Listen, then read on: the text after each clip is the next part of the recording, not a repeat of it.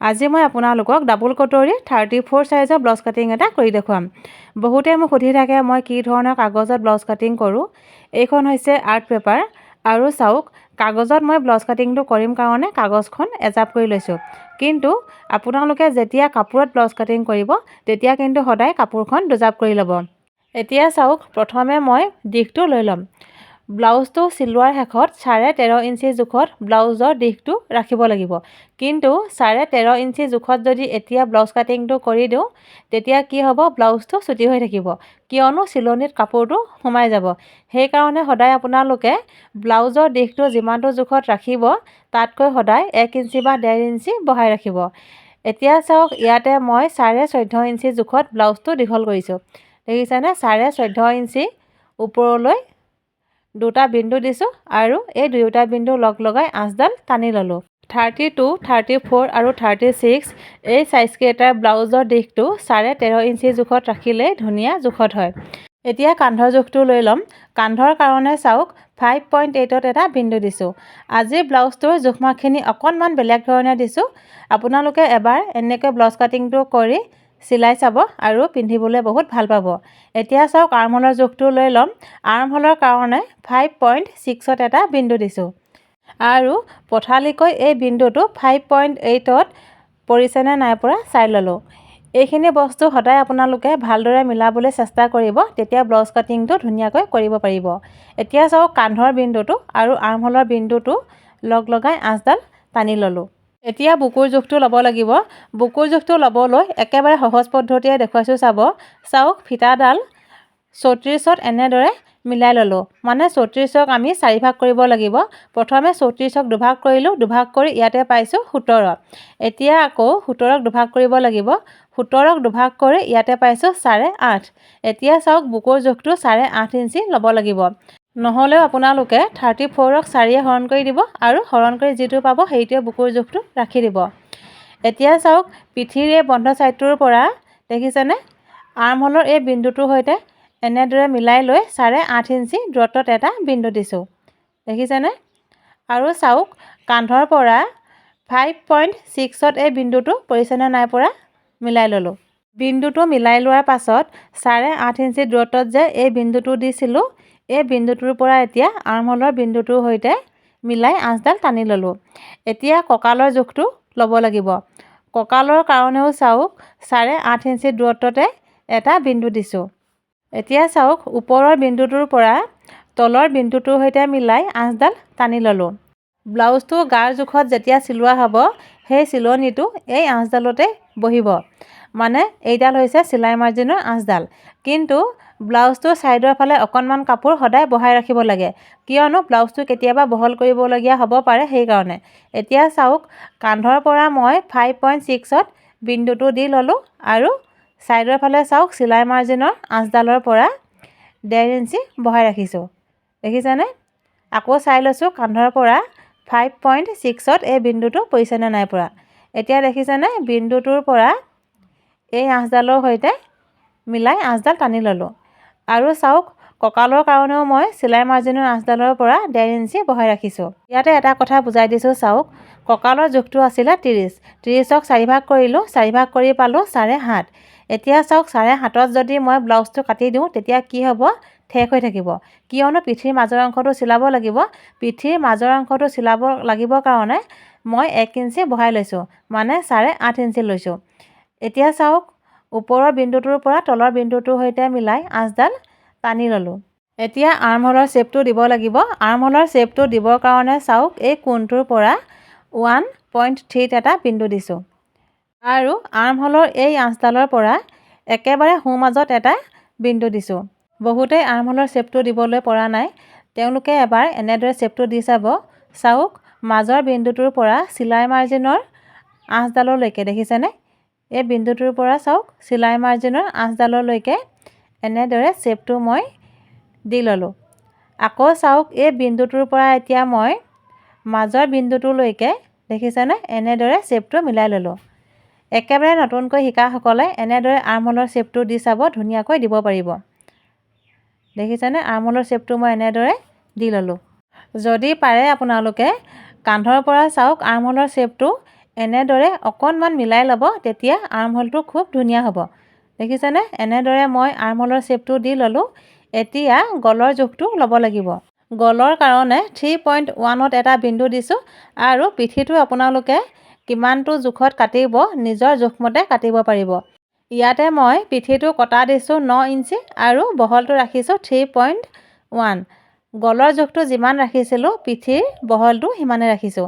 এতিয়া চাওক, বিন্দুটোৰ পৰা এনেদৰে আঁচডাল টানি ল'লোঁ আৰু কান্ধৰ বিন্দুটোৰ পৰা তলৰ এই বিন্দুটোৰ সৈতে মিলাই পোনকৈ আঁচডাল টানি ল'লোঁ। বিন্দুকেইটা মিলাই বক্স আকাৰত বনাই ল'লোঁ। এতিয়া পিঠিৰ ৰাউণ্ড শ্বেপটো দিব লাগিব।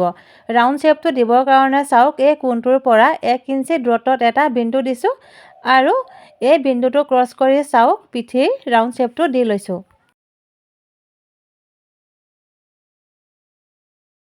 ব্লাউজটো খহি নাযাবৰ কাৰণে কান্ধৰ পৰা চাওক পইণ্ট 2ত এটা বিন্দু দিছোঁ আৰু এই বিন্দুটোৰ পৰা এই কোণটোৰ সৈতে মিলাই কোণীয়াকৈ আঁচডাল টানি ল'লোঁ।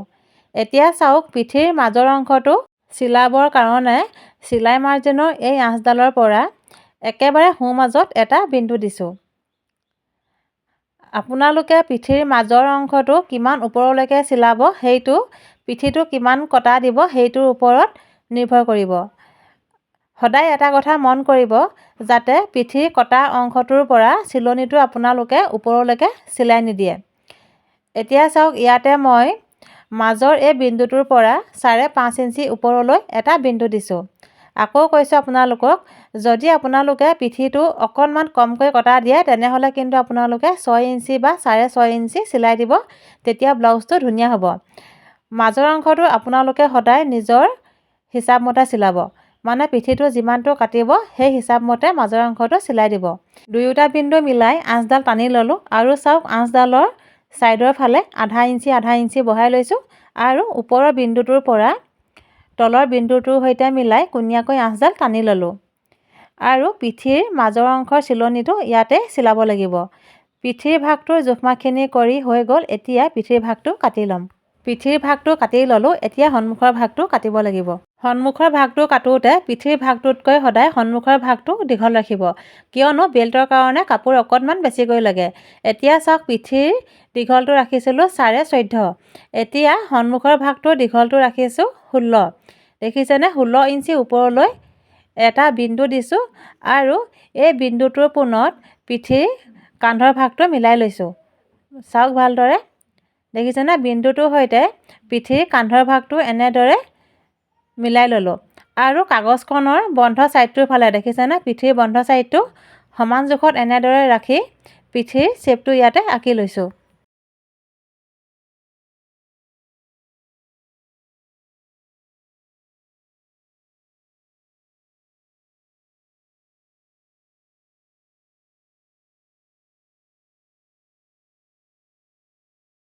পিঠিৰ শ্বেপটো আঁকি ল'লোঁ। এতিয়া চাওক, প্ৰথমে মই আৰ্মহোলটো মিলাই ল'ম। আৰ্মহোল আছিলে 5.6 আৰু পঠালিকৈ এই বিন্দুটো 5.8ত মিলাই ল'লোঁ। দেখিছেনে? এনেদৰে মিলাই লোৱাৰ পাছত কান্ধৰ পৰা এই বিন্দুটোৰ সৈতে মিলাই আঁচডাল টানি ল'লোঁ আৰু এইফালেও চাওক, এই কোণটোৰ পৰা আঁচডাল টানি বক্স আকাৰত বনাই ল'লোঁ।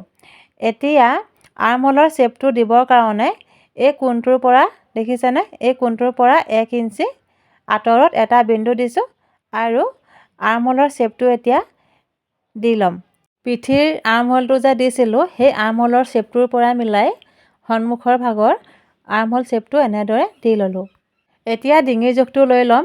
ডিঙিৰ কাৰণে চাওক, 5.6ত এটা বিন্দু দিছোঁ আৰু বহলটো ৰাখিছোঁ 3.1।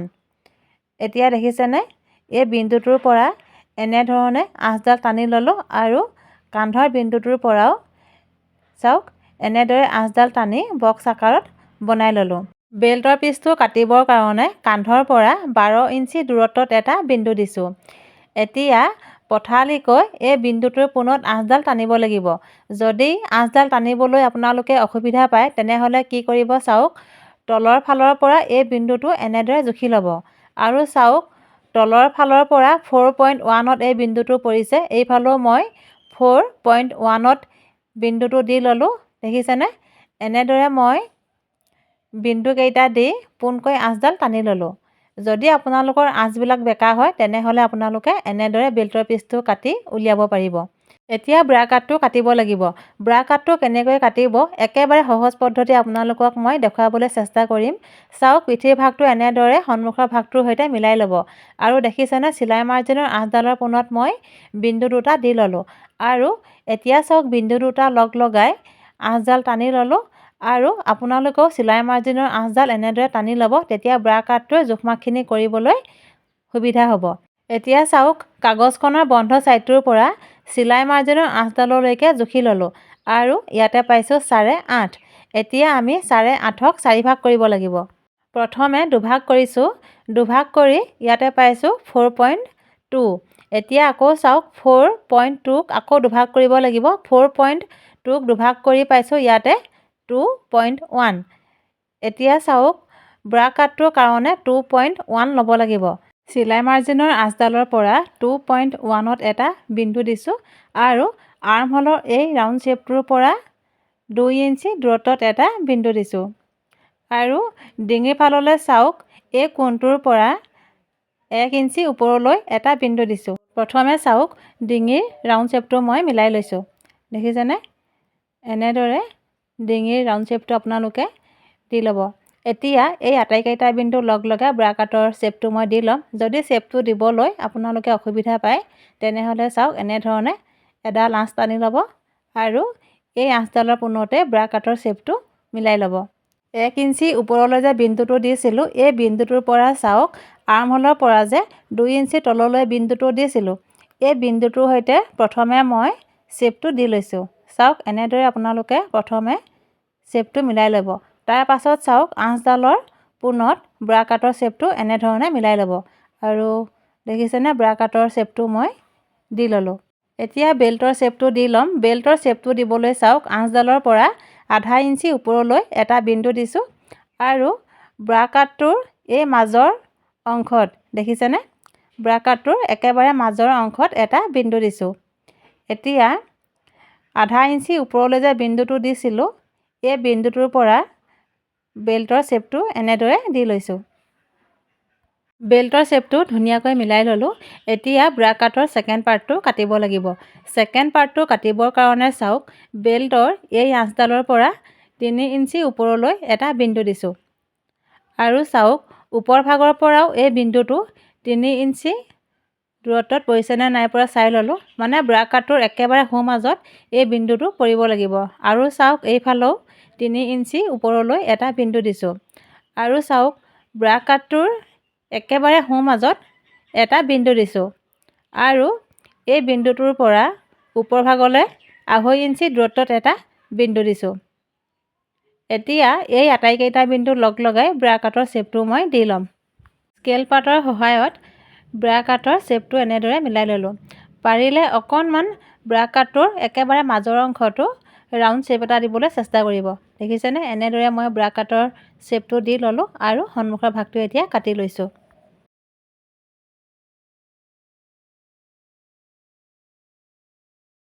ব্লাউজটোৰ সন্মুখৰ ভাগটো কাটি ল'লোঁ। এতিয়া ব্ৰা কাটটো ডাঙৰকৈ কাটিব লাগিব। ব্ৰা কাটটো ডাঙৰকৈ কাটিবৰ কাৰণে চাওক, কাগজখনত মই ব্ৰা কাটৰ শ্বেপটো আঁকি লৈছোঁ।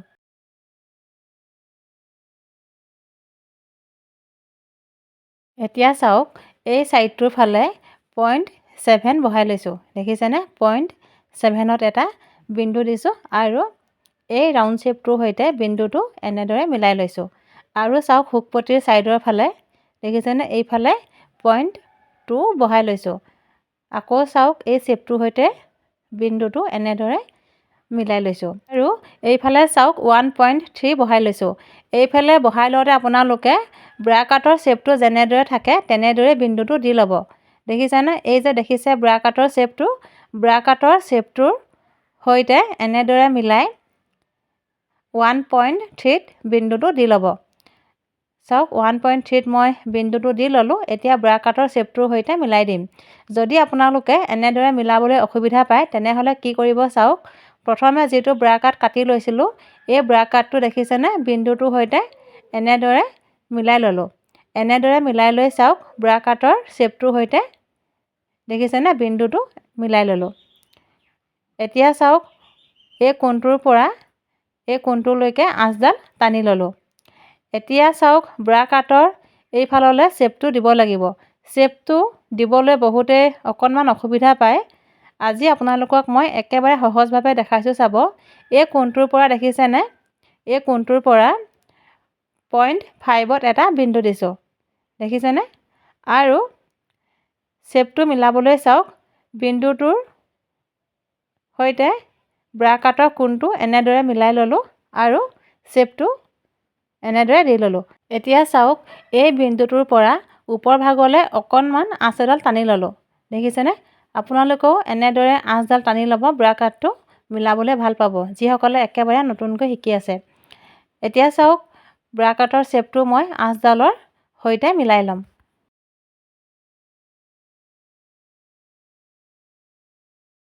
শ্বেপটো মিলাই ল'লোঁ। এতিয়া চাওক ব্ৰা কাটৰ তলৰ অংশটো দেখিছেনে? তলৰ অংশটো ধুনীয়াকৈ শ্বেপটো মই মিলাই ল'লোঁ। ব্ৰা কাটৰ জোখমাখখিনি কৰি হৈ গ'ল। এতিয়া ব্ৰা কাটটো মই কাটি ল'ম। ব্ৰা কাটটো কাটি ল'লোঁ। এতিয়া ব্ৰা কাটৰ ছেকেণ্ড পাৰ্টটো কাটিব লাগিব।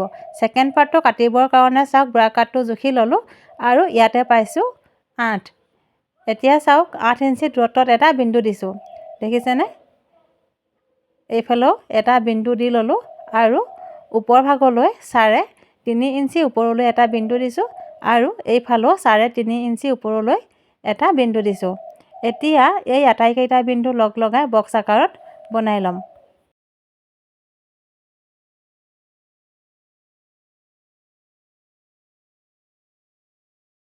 বিন্দুকেইটা লগ লগাই বক্স আকাৰত বনাই ল'লোঁ। এতিয়া চাওক শুকপটিৰ ছাইডৰ ফালে এই কোণটোৰ পৰা দেখিছেনে 1 ইঞ্চি তললৈ এটা বিন্দু দিছোঁ আৰু এইফালে আধা ইঞ্চি তললৈ এটা বিন্দু দিছোঁ। এতিয়া চাওক ব্ৰা কাটটোৰ সহায়ত ছেকেণ্ড পাৰ্টটোৰ শ্বেপটো দি ল'ম। ব্ৰা কাটৰ এই শুকপটিৰ ছাইডটো এই বিন্দুটোৰ সৈতে এনেদৰে মিলাই লৈছোঁ। দেখিছেনে? ব্ৰা কাটটো এনেদৰে লুটিয়াই ল'ব আৰু বিন্দু দুটাৰ সৈতে এনেদৰে সমান জোখত মিলাই লৈ শ্বেপটো আঁকি ল'ব। আৰু দেখিছেনে ছেকেণ্ড পাৰ্টটোৰ শ্বেপটো মই দি ল'লোঁ। এতিয়া মই কাটি ল'ম। ছেকেণ্ড পাৰ্টটো কাটি ল'লোঁ আৰু চাওক ব্ৰা কাটটোৰ সৈতে ধুনীয়াকৈ ছেকেণ্ড পাৰ্টটো মিলি গৈছে। দেখিছেনে? এনেদৰে আপোনালোকেও ব্ৰা কাটটো এবাৰ কাটি চাব, খুব ধুনীয়া হ'ব ব্লাউজটো। আৰু আজিৰ ব্লাউজ কাটিংটো কৰি হৈ গ'ল। আপোনালোকে ভিডিঅ'টো চাই কেনেকুৱা পালে কমেণ্ট কৰি মোক জনাব আৰু চাই ভাল পালে ভিডিঅ'টো সকলোৰে মাজত শ্বেয়াৰ কৰি দিব।